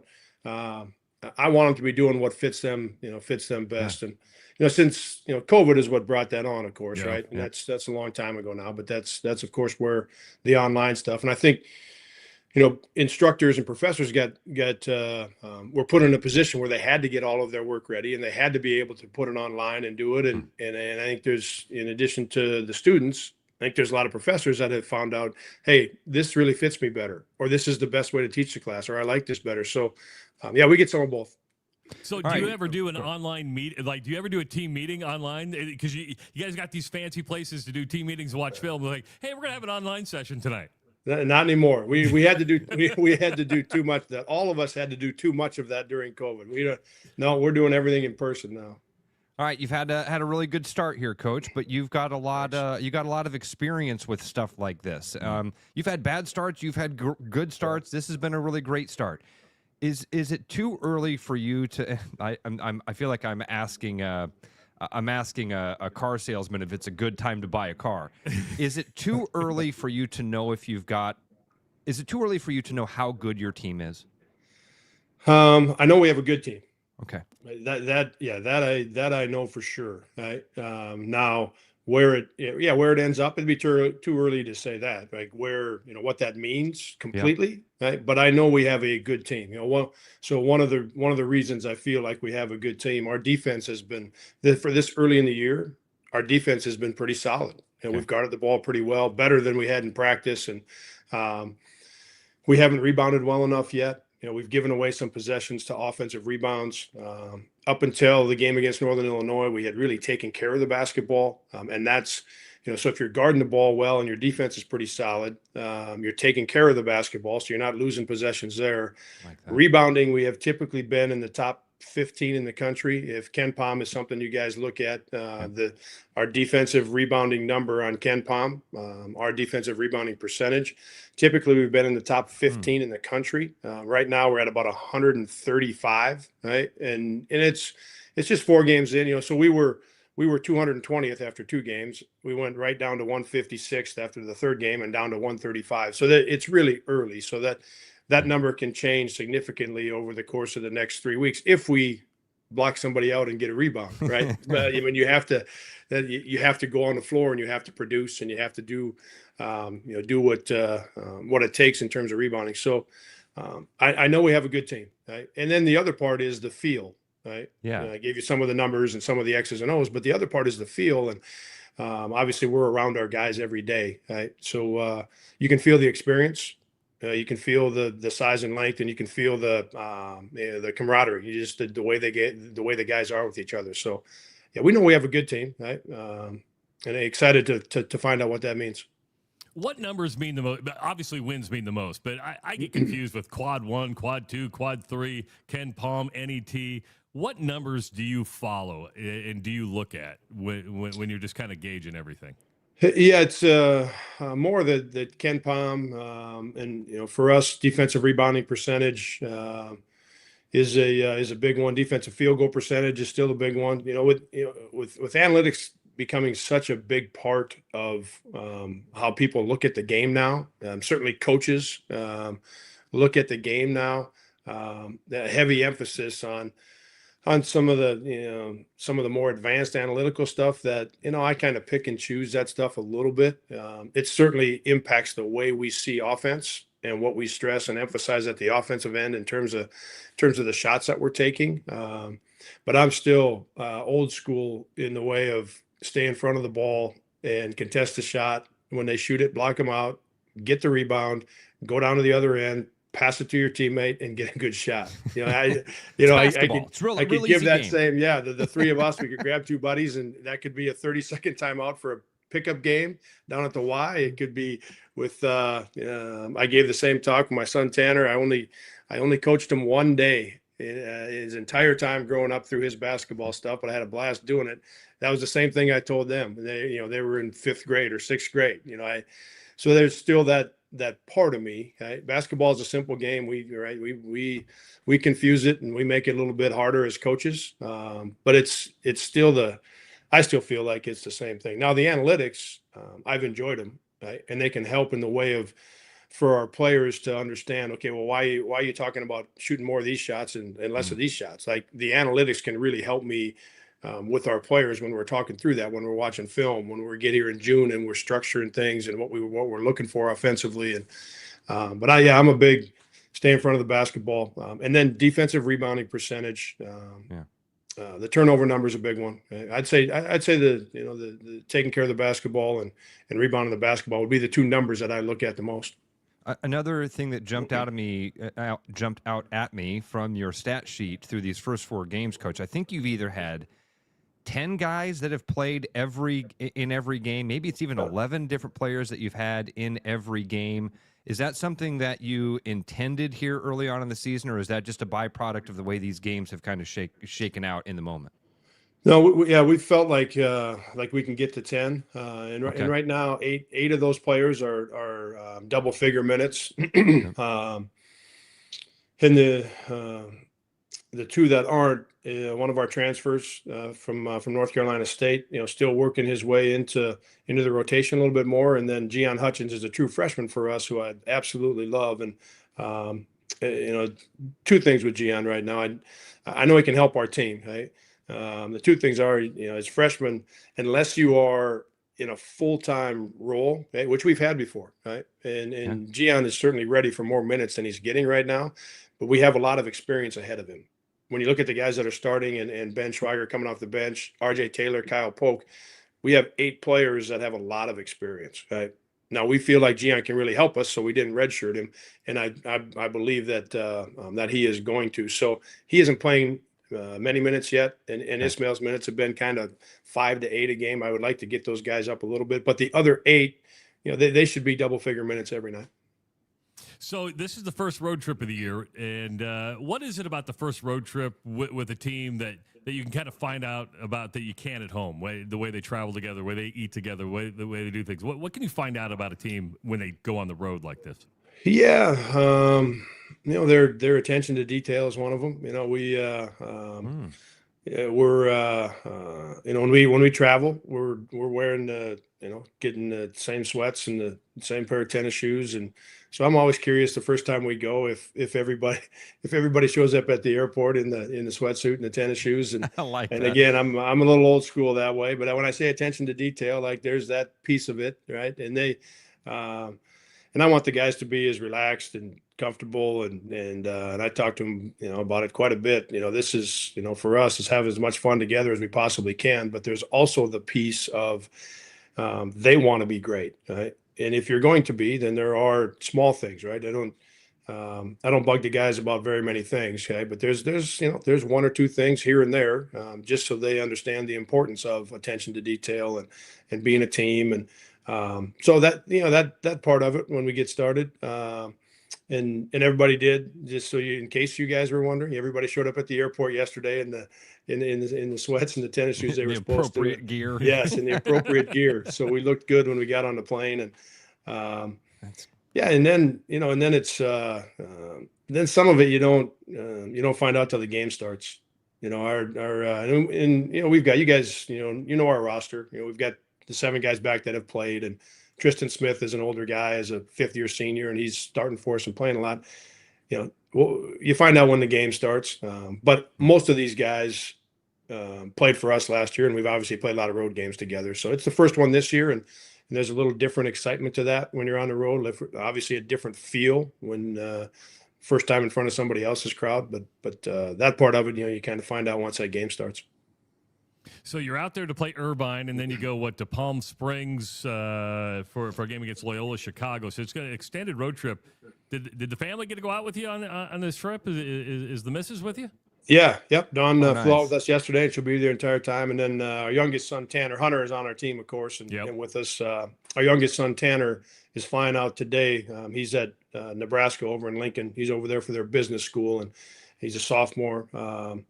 But he's flying out today, so he'll get here for the entire trip. And then we get lucky. We get to take him back to Cedar Falls with us for Thanksgiving and have him at home for a couple of days here. So, we'll get to spend a lot of time with the family. So he's in the Rakes School of Business. Isn't that what it's called? The Rakes School of Business over there? Sure. Yeah. Sure. I'm with you, Coach. Yeah. We got a game tomorrow. We got a game tomorrow. Sure. Do you have? So if the family's coming out, does that mean that is there a lot of kind of personal time built into a trip like this? Is that an important part for? Do the players get some personal time? Yeah, their families will be a lot of their family. For each of the guys will be on a trip like this, and I do like them to have as much time as they can with their families. So if we're not in film or we're not at shoot around, they know that they can go and spend that time with their families. After the game Saturday night. After the game on Tuesday against Loyola, we got a second game in Palm Springs. So, yeah, when because obviously they don't see their families very often once school starts, right? Until we're all done, except at our games, right? Which is great. But that's kind of limited to after the game sometimes for a half hour, and then sometimes parents and family got to turn around and drive back. So yes, they for them they do. And then for me, Don and Tanner have been on enough of these trips. They seem to find Top Golf or this or that, or they seem to find stuff to run around and do together, which is great. Excellent stuff. Well, Coach, we appreciate you taking the time, getting up really early California time. We do want to wish you a happy Thanksgiving, and I hope the holiday goes well for you. And we have Coach Stepsis on with us every Thursday, and that guy's a good dude. I mean, Northern Iowa's just loaded of really good people. Schwab, I mean, you guys got it rolling over there. There got to be something to that, Coach, because you all just seem. Sometimes we talk to coaches, and you can feel a little bit of pressure and tension there. It just doesn't feel that way when we talk to Coach Stepsis or we talk to you. There's got to be something in the water up there at UNI, because you all seem to be very, very happy with your surroundings up there. Well, yeah, and it's a great spot that way, right? And that's like everything else. You guys are hanging out with each other because you probably like each other a little bit. I don't know that you would say it on air, but right. I mean, and that's the so you think about the people in the community, and you think about people on campus. President Nook and Megan, our athletic director, and I think it's the same as you would find, right? Successful companies, businesses, organizations. There's a lot of good people, right? A lot of good people in town, and a lot of good people on campus. You're a part of that, Coach. We thank you much for coming on with us. Yeah. Yep. Thanks, guys. All right, we'll look up later in the season. Thanks, Coach. Okay. Yep. Coach Ben Jacobson joining us on the Rush Radio Show, powered by Willis Automotive. Time now for the Iowa Lottery Weekly Woo-Hoo. The Iowa Lottery is celebrating 40 years of fun in 2025. Call right now. There it is.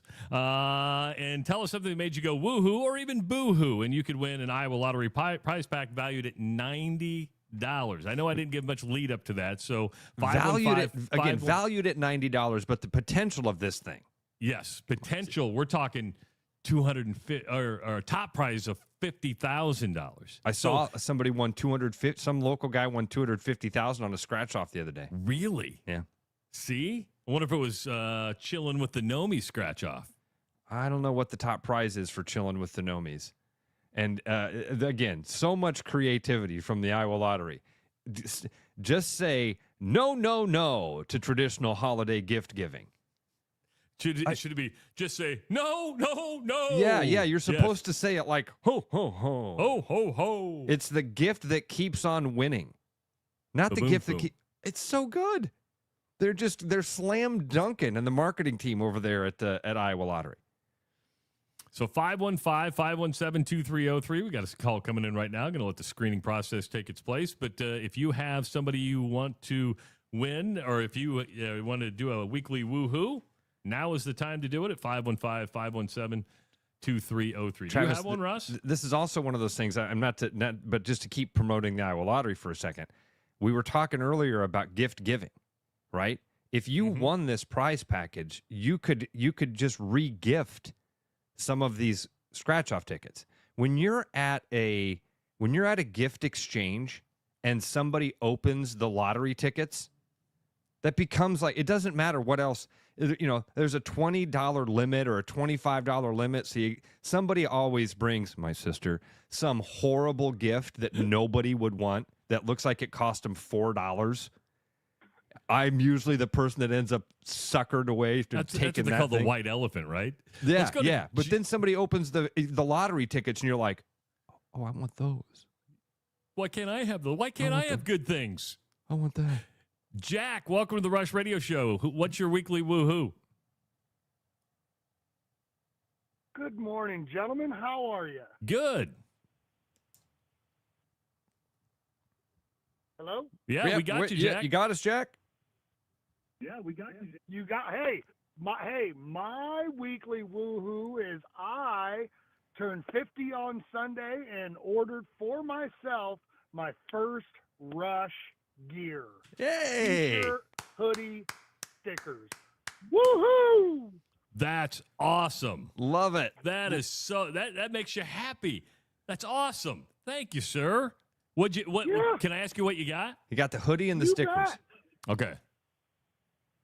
All right. Hoodie, T-shirt, and a sticker. Nice. I'm wearing the hoodie right now. And if you want a hoodie, just go to therushladio.com, click on the merch tab, and you can be like Coach Todd Stepsis. You can be like Brooks Reynolds. Yeah, and you can be now like Jack and wear around a Rush Radio shirt, or even Mick, because Mick, his whole wardrobe is Rush Radio gear, which we really appreciate. And Mick asked us if we've sent one to Woodley and Jake yet. I haven't yet. Yeah, we're going to have to get one to Woodley. So, we got Yep. you. We got you, Jack. You guys there? Yeah, we got you. All right. All right. Have you had something to drink before your birthday on Sunday? Not before on Sunday, but I don't know. Maybe my phone's playing tricks on me today. All right, Jack. Well, we're going to let you go, man. We appreciate it. Thanks, fellas. See you, Jack. Jack, good 50. stuff. Congratulations on 50, too. Birthdays, once you get past about 25, birthdays don't really matter as much anymore. I mean, dude, it's funny how many times you talk to people and they don't know their own age. That happens to me all the time. I will disagree with you to a point.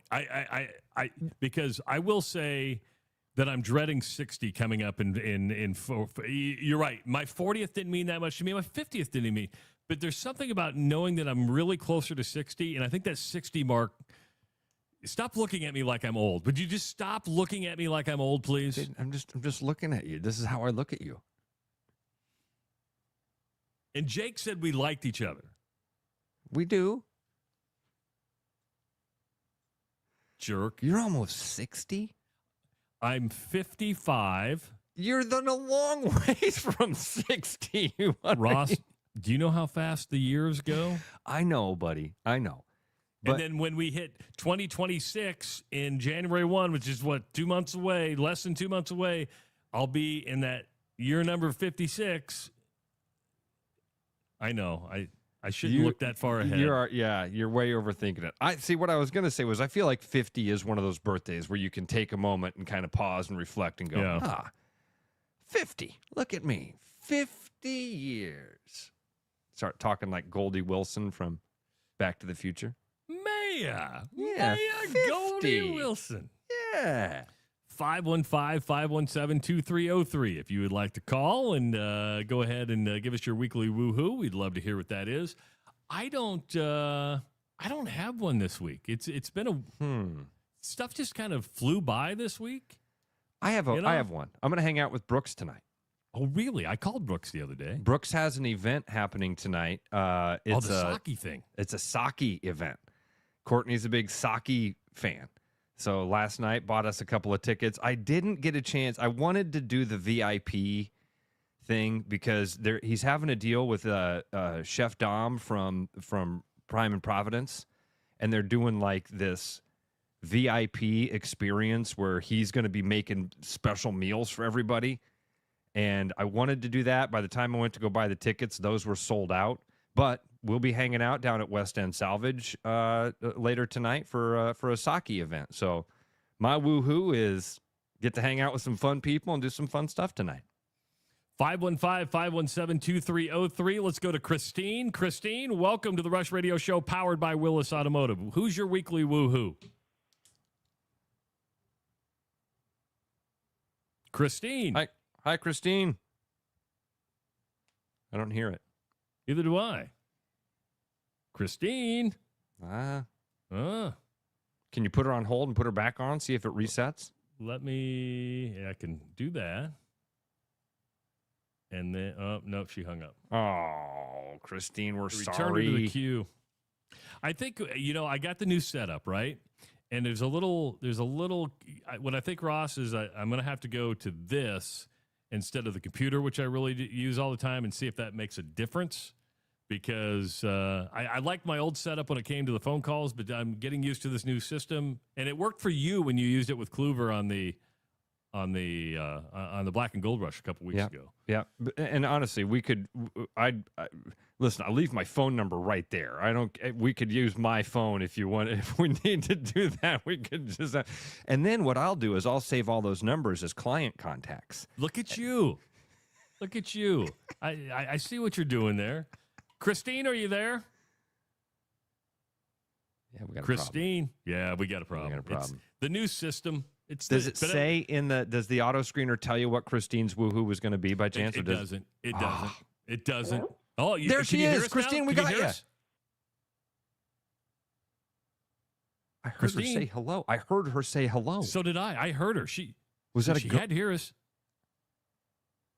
Christine? Better get this figured out for tomorrow. I'm going to figure it out by tomorrow. I promise you I'm going to figure it out by tomorrow. I promise you that.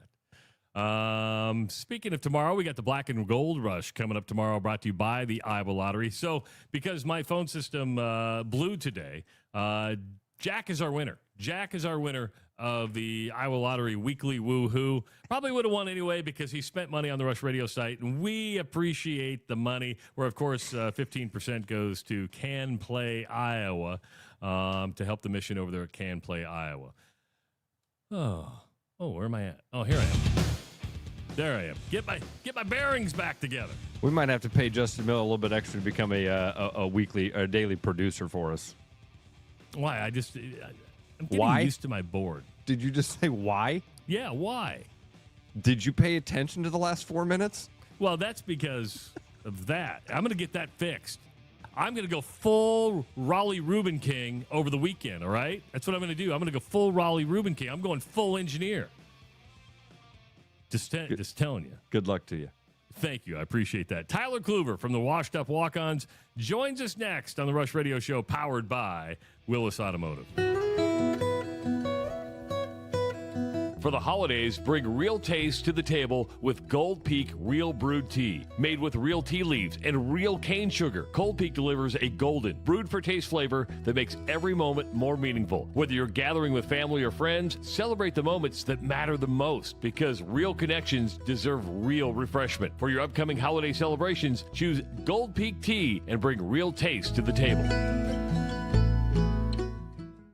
Your house wasn't built for bats, birds, or raccoons, but try telling them that. At Bats and Bugs Pest Solutions, we've been helping Iowans take back their homes for over 20 years. We use cost-effective, eco-friendly methods to solve wildlife and pest problems the right way. Whether it's bats in your attic, birds in the vent, raccoons in your chimney, or moles in your yard, we have long-term solutions. Call Bats and Bugs Pest Solutions today at 515-218-3400, and let's make sure your home doesn't become their home. November's here, and that means Thanksgiving's right around the corner. And here at Willis, we're thankful for you, our guests, for entrusting us with your vehicle and service needs. With holiday season comes travel, and all those extra miles can cause wear and tear on your car.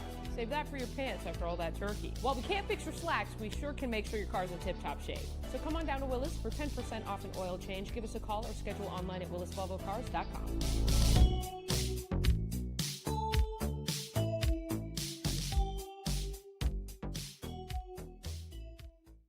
After Hawkeye football games this fall, Travis and Ross are right where they belong, with you taking your calls and giving unfiltered feedback. Right after Hawkeye football games, it's the Black and Gold Rush on the rushradio.com, the TuneIn app, and on YouTube.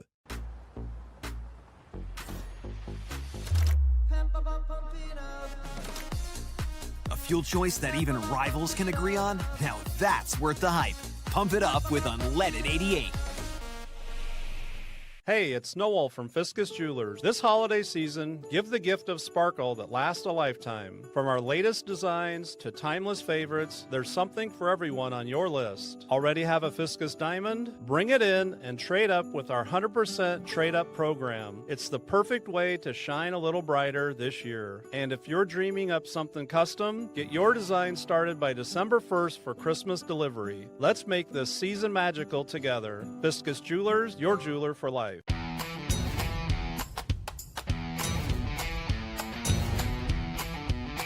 The largest selection of German beer in the world? You'll find it at the Hessen House. From Doppelbox to Oktoberfest to Hefeweizens and Dunkels, there's no passport needed for the deliciously different beer and food at the Hessen House. So grab your friends and make it a fun night out. The Hessen House, 4th and Court, Des Moines. You know, Brian, at Central City, we really do have the best selection around. I know, high quality stuff you can't find anywhere else. Whistle Pig Plantation Rum. Yeah, and over 150 of the best scotches on earth. And a ton of bitters, mixers, and more. You know what we are? High class. Definitely high class, yeah.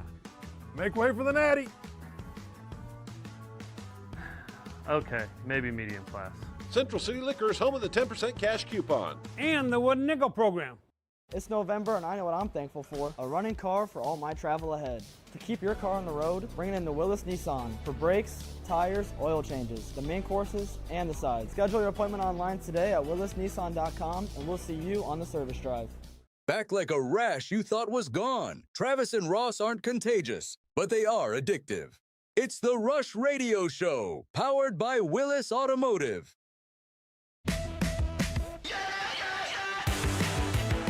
Welcome back to the Rush Radio Show, powered by Willis Automotive. Coming up tomorrow, right around 5:30, 5:45, it's the Black and Gold Rush, right after the Iowa-Michigan State game. Ross and I will be with you for a couple hours, breaking down what is senior day for the Hawkeyes, last home game of the year as they take on the Spartans of Michigan State. Guy who's been through senior day, guy who's been talking about the Hawks for a long, long time, host of the Washed Up Walk-Ons, now with some of the coolest gear out there. As I said, did you like my comment, Tyler, when I said that that sweatshirt was tits? It was the tits. That's the tits, baby. Make your tits look good. Yeah, yeah. I haven't seen it yet. The last video I saw of you, you were on your rowing machine in your garage, and I watched it, and I'm like, fucking animal, Jesus. That was a good workout too. That was one that anybody could do. First of all, last week I know the you guys came out with the clip of me afterwards, and my audio was bad. You didn't tell me I was on my webcam mic. So do I sound good? Yeah, you sound fine. I think you're on your webcam mic again today, actually. Yeah, it might be a little tinty. Yeah. Sounds like it. Little tinty. It's all right, man. It's all right. I am. No, we can't have that. There you go. There you go. You just clicked on. There you go. I spent too much money on this shit to not. Oh, trust me. I know what you're feeling right now. Right. We've been there. Like, I have one of these Shure things too, and we're not going to just let Shure just get by with, we just got free equipment in the. Dude, I'm going to be honest with you. I'm real. Oh, you got free equipment? You got free equipment? No. I've been really disappointed in Shure. Really disappointed in Shure. I know you're still wearing the Walkman headphones. I just stop it. Why are you guys gonna make? I like them. They sound good. It makes me feel like I'm still on radio. See, Ross's experiences is mine because I have 6 of these. I own 6 of these, and to me, it's the greatest mic ever. It's a good mic. And Ross and I have had the same headphones. Maybe it's because I just take better care of them. I don't know. But maybe I'm just better than Ross. Right, better. That's what he's getting at. Tyler. I have more I have more money. Yes. I'm better looking. It's Yeah. probably that, but who knows? Still married. Right. Yeah. Right. Right. He'll I'm learning a lot of things about Travis in the last several weeks. Of him to I need to honestly I need to take notes like KF does during the middle of games, because every time we get to Friday and it's my turn to come on, I'm like, I got about 4 things I want to bring up from the lead up of that week into the show. And it's going to have to, we're going to just have to have Travis on the show and do like an extended hour, because there's a lot of things. There's a lot to pick apart there. There is. Earlier, he's talking about he doesn't have a lot of empathy. And I'm sitting there and I'm going, I think we're the same person. It's like me. We're both bald. I'm not an empathetic person either. Really?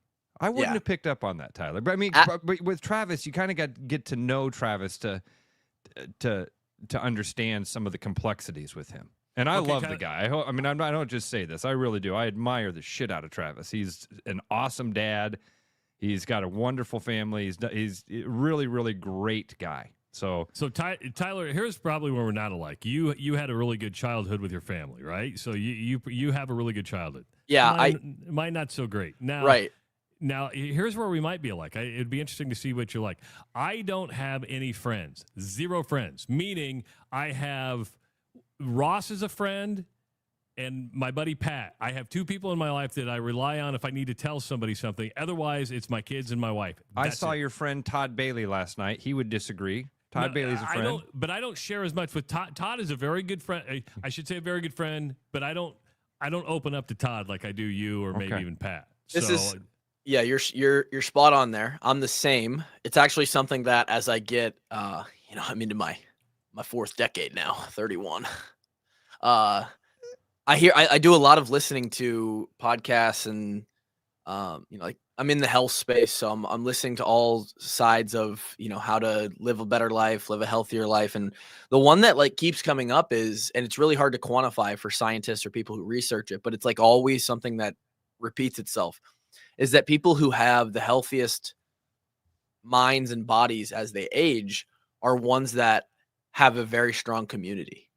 And I don't. That's the one area in my life other than maybe spiritual health, but hold on, you do have a community, meaning the Rush to me is my community. I mean, no, that doesn't count.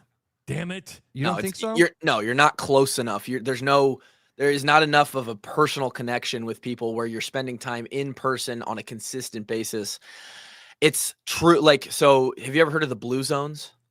No, they're like that. They're these health zones, right? It's a longevity thing where they're trying to figure out how the people who consistently live the longest, what they're doing, right? Is it genetic? Is it something about the part of the world that they're living in? Is it their food? Is it their food? Is it their lifestyle? And a big part of it is I think there's 6 or 7 blue zones. I think it's a book. Remember this. A huge part of it is that their lifestyle is they are spending immense amount of time with family members and friends on a daily basis. Yep. Always eating meals at the table, stuff like that. Spending time together around the fireplace or whatever it may be. Italy's one of them. Japan, I think somewhere in the Mediterranean. There's one in the United States. It's like in Pennsylvania or something. I remember seeing this thing, Kluver. Yeah. This is a really cool phenomenon that happens. So when you talk about friends, Travis, that is one area I lack. I'm very similar to you. I have my wife, who is my best friend by a long shot, and I am not close to anybody in my life. Not my parents, Do you have trust issues? Do you have trust issues? I have trust issues. No, I don't. No, I meant with other people. That's why I demand loyalty, and I'll be loyal back, and I demand loyalty, and if you screw me once, I'm done. No, I'm still working through why I don't have as many friends.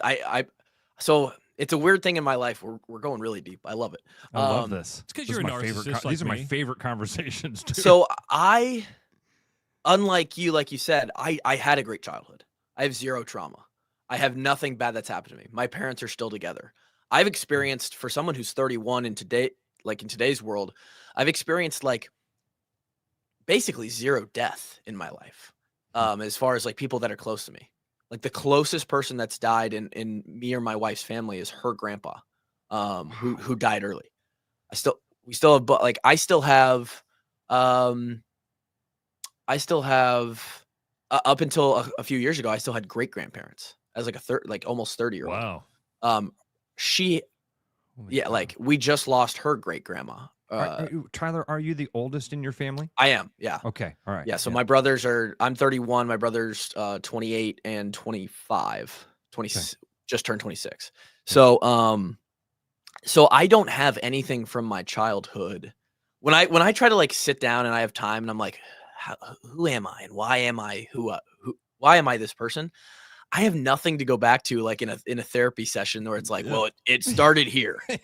Right. There's nothing there. I'm with you, Tyler. I had a Norman Rockwell upbringing. It was picturesque. I have nothing, so I have to blame it all on me.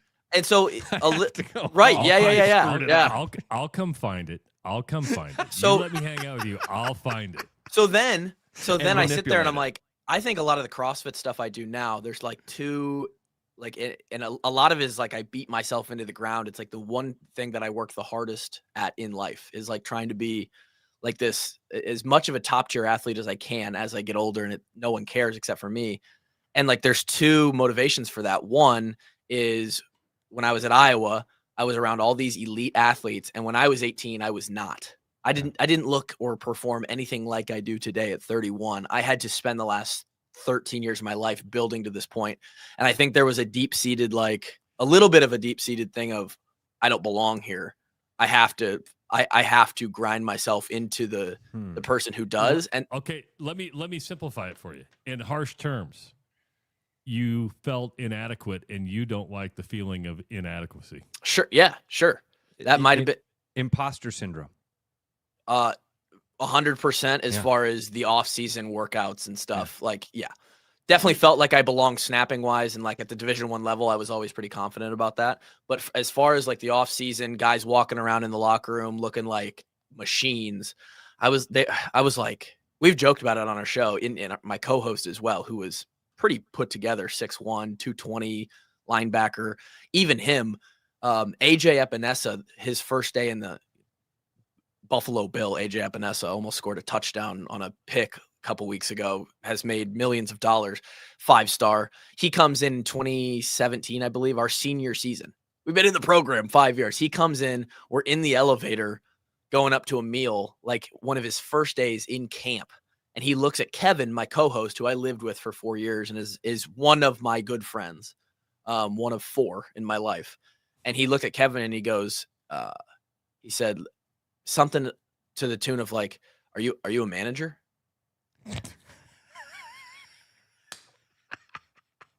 Or like, where it's like, are you part of the man? Like, he said it to Kevin, and I look way worse than Kevin.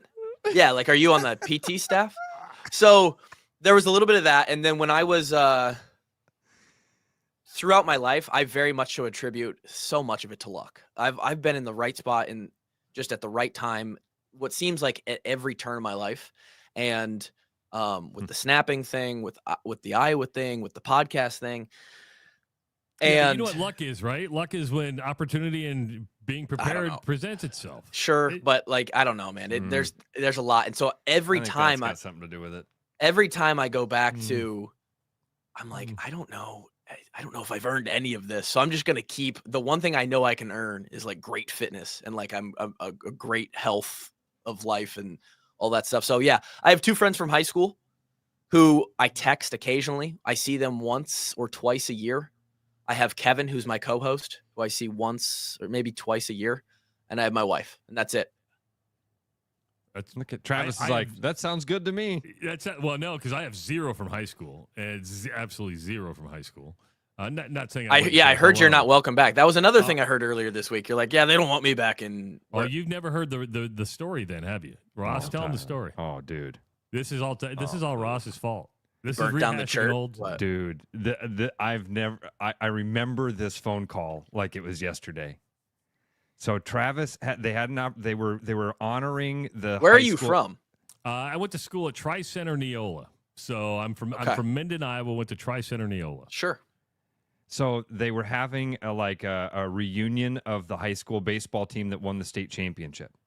And Travis told his son, like, hey, they're having this reunion, but I'm not going to go to it. And then he told me, yeah, I'm not going back to this reunion. And, dude, I guilted him into it.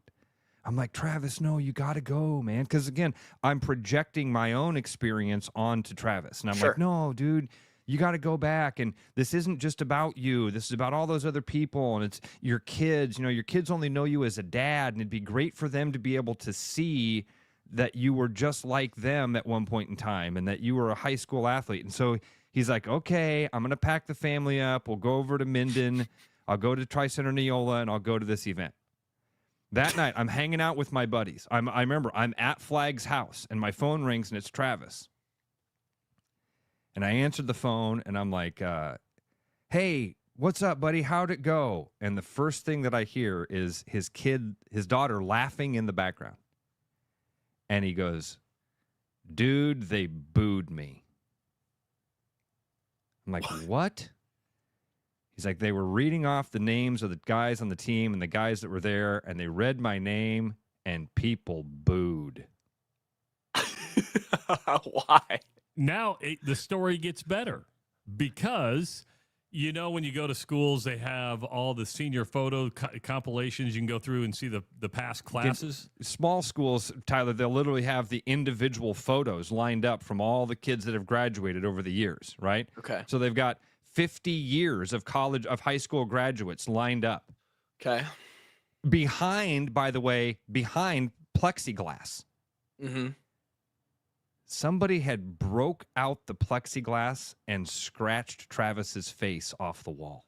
Were you accepted amongst this group when you were in high school? No, it probably had to do more when I was on TV in Omaha and also on the Todd and Tyler show. So, did you talk shit about your town or something? I don't think I talk shit. I think they just thought because I was on television.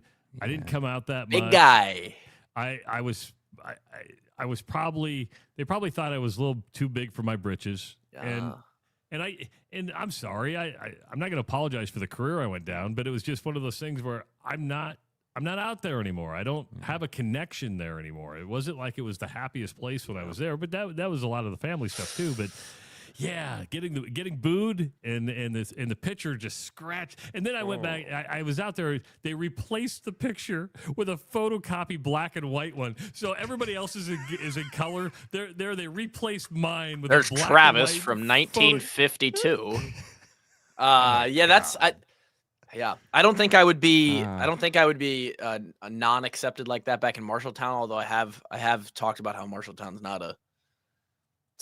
it's probably not the best place you want to grow up with a young family. Haven't said the best things about it. There are some few redeeming qualities about M-Town, but I will say this: we won our state championship in Marshalltown. State baseball. You weren't born yet, but No. we did win the state title. Marshalltown in Marshalltown. Yeah, Marshalltown used to host the state baseball tournament. Had a beautiful field there.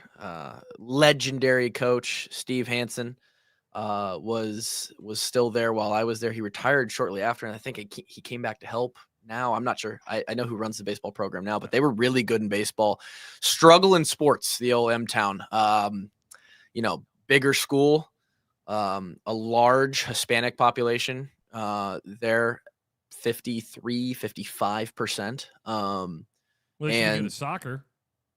A lot of participation in soccer, but what that ends up in is like, in that culture, they don't do football or basketball. It's just not, great people. Tyler, that's the same thing that's happened with DMPS, by the way. It's like you look at Lincoln or East, it's just been a kind of a cultural change. It has nothing to do with the actual athletes in the building. It's just that a lot of these kids grew up and football wasn't a huge part of their life.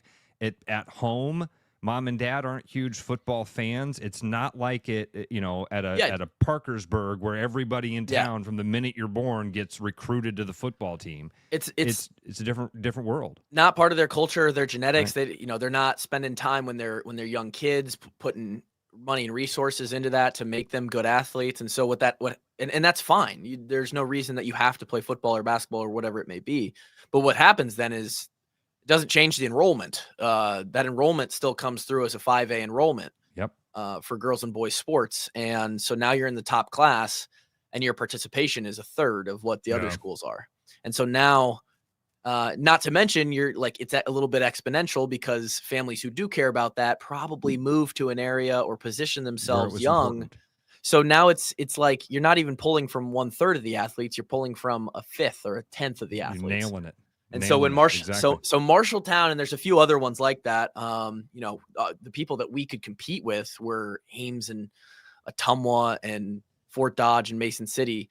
And that's a whole other dynamic of high school sports. But yeah, there was my only redeeming quality was like, oh God, he made it. He made it to the Division I level. I just was looking for something yesterday in the storage room, and I found this like hometown article, and it was it was after my first year on the field, and it said following our hometown Hawkeye, and it was like me on the front page of a school kind of like flyer thing, and I was like, man, a lot of my classmates would be like, God, he was an asshole, but he did.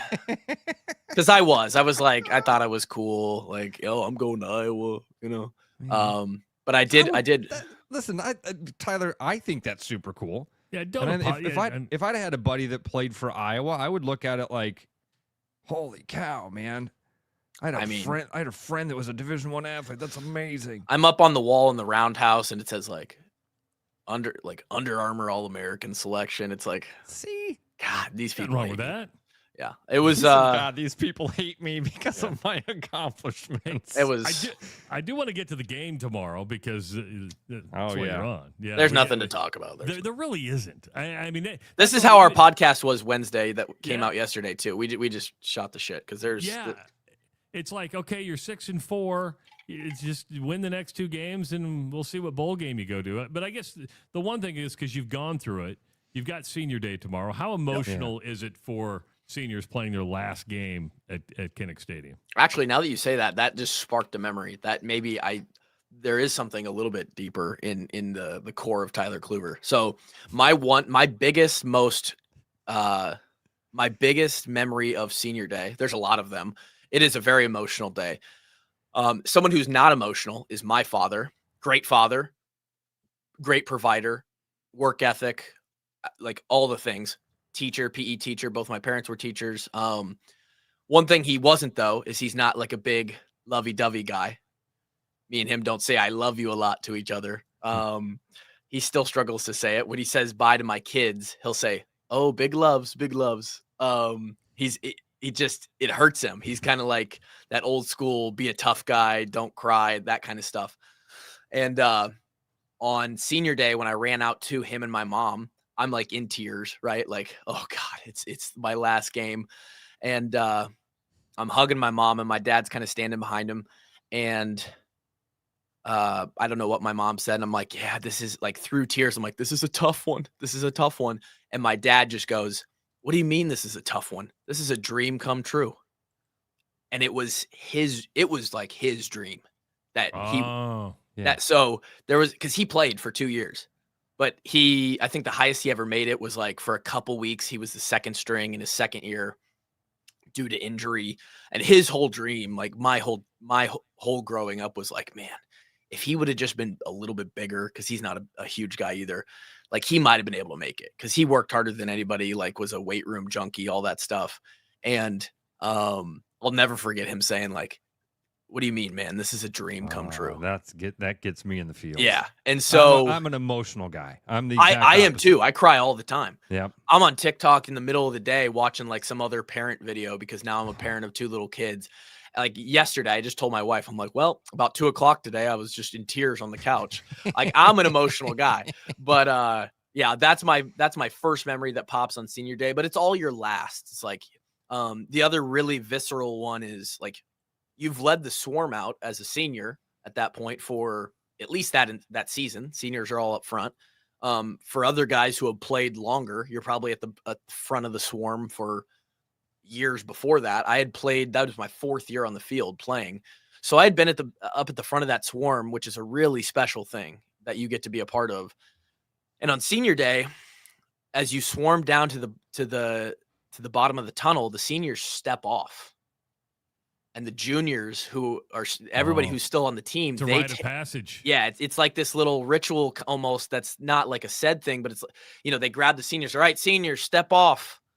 All right, let them go. And you like watch your team swarm without you onto the field. And then they go senior day celebration where they bring you out one by one. And to step off and let the rest of the team take it from there is almost like this ceremonial, oh, my time is done.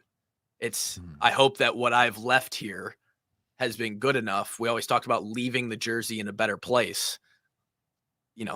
Watching the rest of I was the only specialist senior. So like watching the other kickers and the younger snapper and the punters run out is like, that's what this is going to be in December or January when the bowl game's over. I hope what I've done here has left them in a good spot to continue to uphold a high standard of performance. And so very emotional. And then you have to play a game after that. You're like, okay, we got to play football. We got to get on the field and play football here. So still very, very important for 28 guys, this huge senior class because of COVID. Senior class. I only walked with 13 other guys. And 2 of them were guys who played as true freshmen in the class below me. So 11 other guys that I came in with in Iowa City. Emotional day. So if anybody out there questioning, oh, what do they have to play for? Can they get up for this game? Yeah, there's no issues there. And somebody mentioned that you actually who did you play in your senior day? Purdue. And lost? Yeah. Let me guess, they threw for a lot of yards. They did, yeah. We had which receiver had 230 yards receiving that day? Just name one on the team. We were in a tough spot, so we weren't a great football team that year. Finished 8-5, but 7-5 in the regular season. And we were hurt we were hurt in the secondary, and we were playing I believe we were playing at the time a young Matt Hankins, who ended up being a really good DB for us.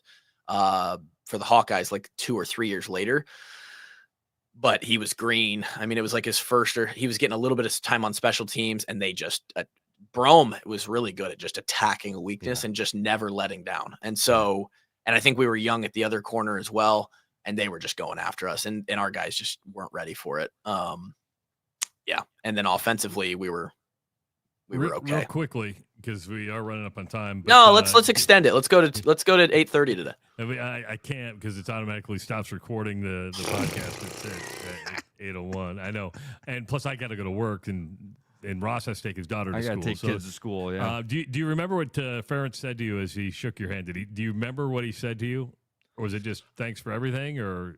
It's more of a quick thing. There's nothing like super special. I will say the one thing that is crazy to me, but it's very Kirk Ferentz-esque, is before every game he would go around and shake the hand of every single person in the organization.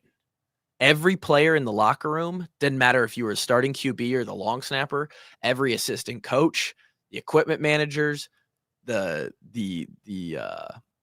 staff that was helping down in the lock, like every single person, like, hey, thanks for being a part of today and helping the operation run smoothly every single game day. So yeah, it was it's a special day in Kinnick. Hopefully the weather is supposed to be all right, and they should be a little bit. This should be a game where they can handle and feel in control, and then it sets up a little bit of a higher profile matchup in that last week versus Nebraska. A little bit higher. Hey, if you want to join us tomorrow, you can. I know. I've been promising all year, and then I'm like, it's all right, bud. Listen, right. we'd No love to have obligation. you. If you got family stuff, we totally get it. Feel no pressure. Yeah. If you're sitting around, you got something you want to share with us, we'd love to have you on. Sure.